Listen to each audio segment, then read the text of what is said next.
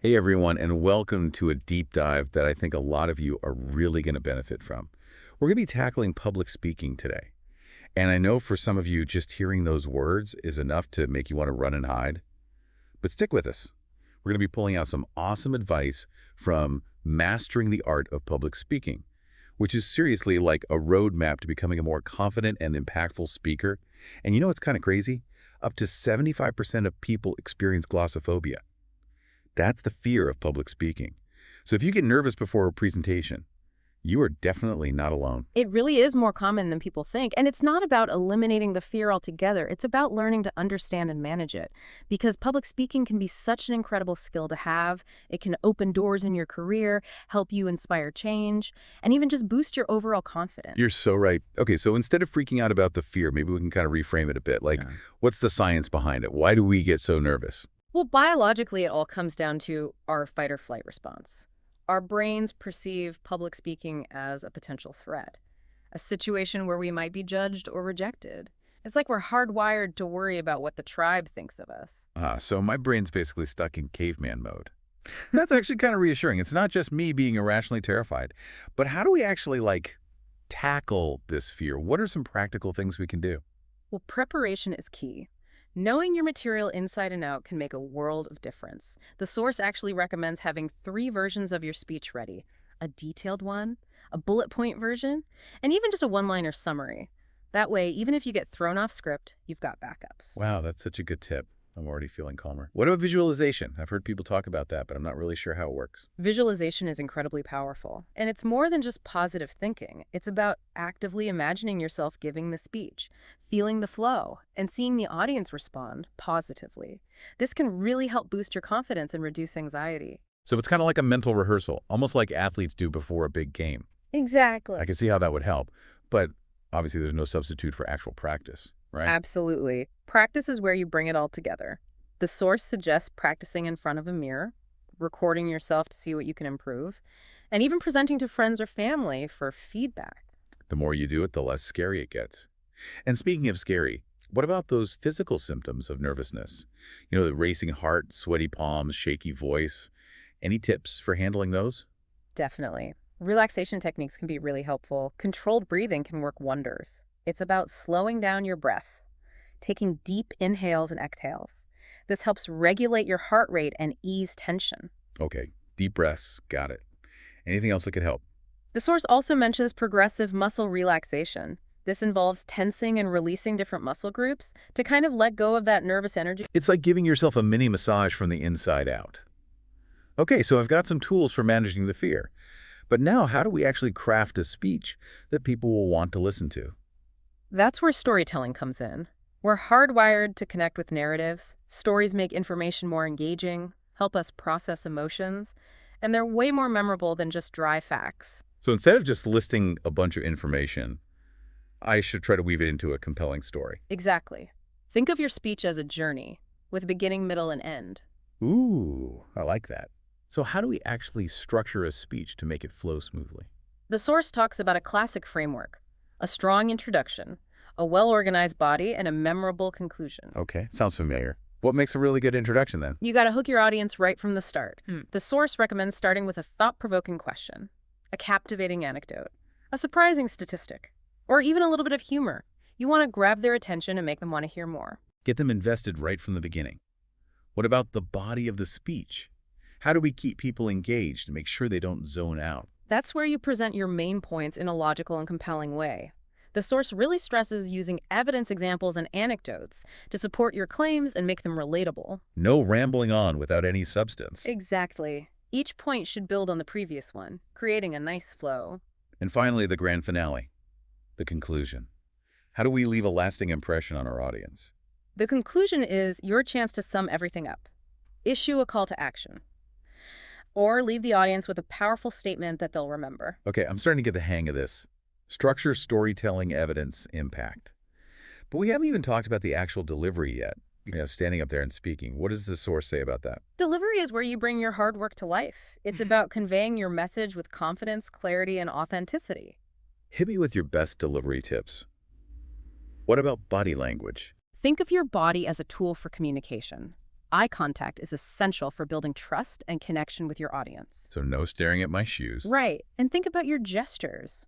Purposeful gestures can emphasize your points, but try not to overdo it. It's all about finding a good balance. So no conducting an orchestra with my hands. Exactly. And of course, posture matters too. Stand tall, shoulders back, with an open stance that projects confidence and approachability. Channel my inner superhero. Okay, posture, gestures, eye contact. What about my voice? What if I sound monotone and boring?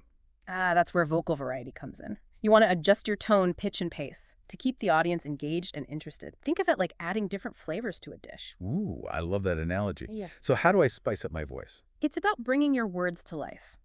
Emphasize certain words, pause for effect, and change your volume and pitch to make things more dynamic. And what about pauses?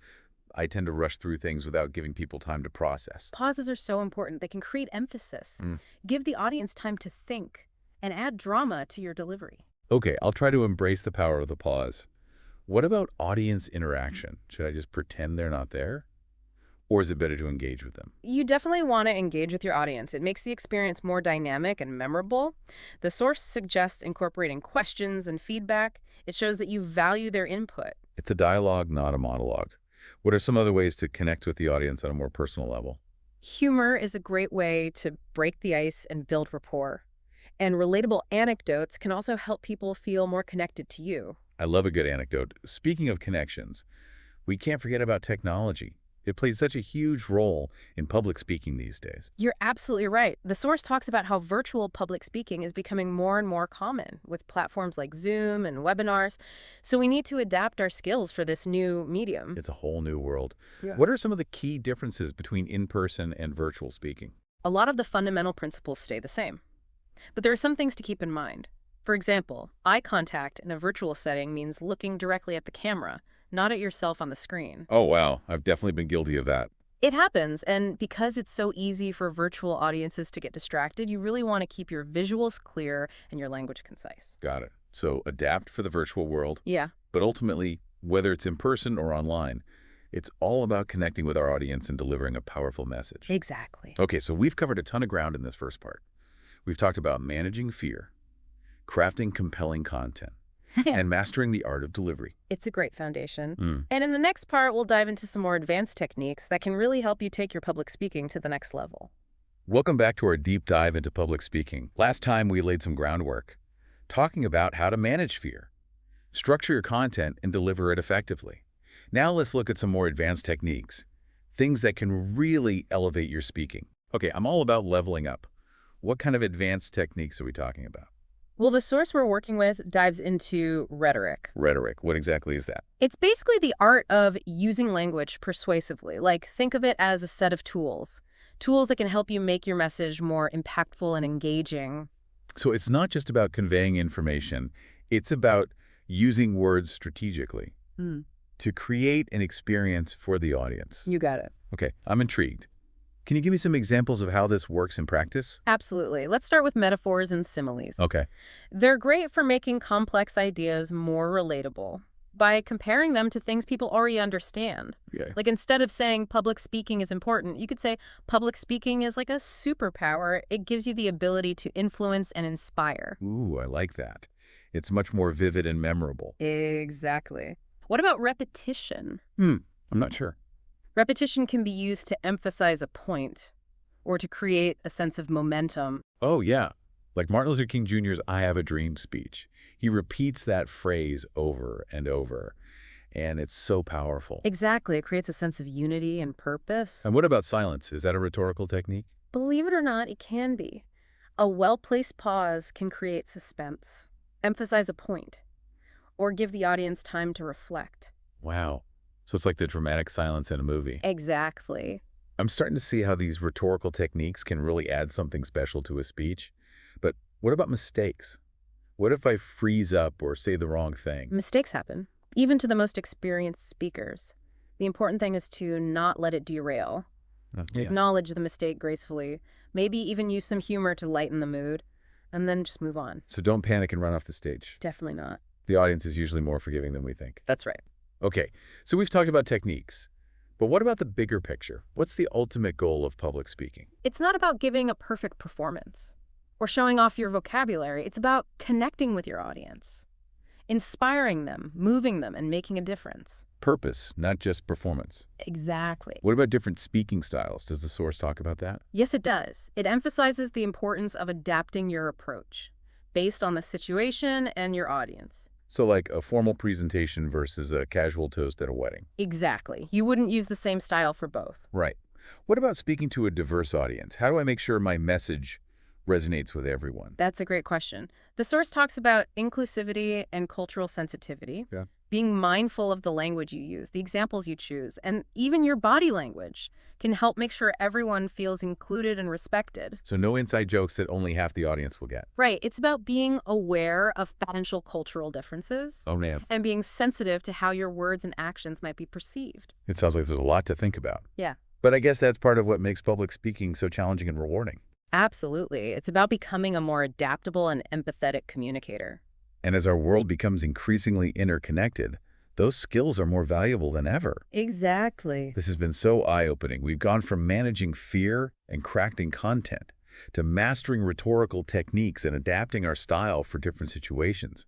It's clear that public speaking is a complex skill, but it's also incredibly powerful. It is. And remember, it's a journey, not a destination.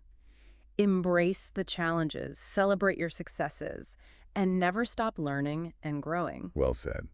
Okay, so we're back for the final part of our public speaking deep dive.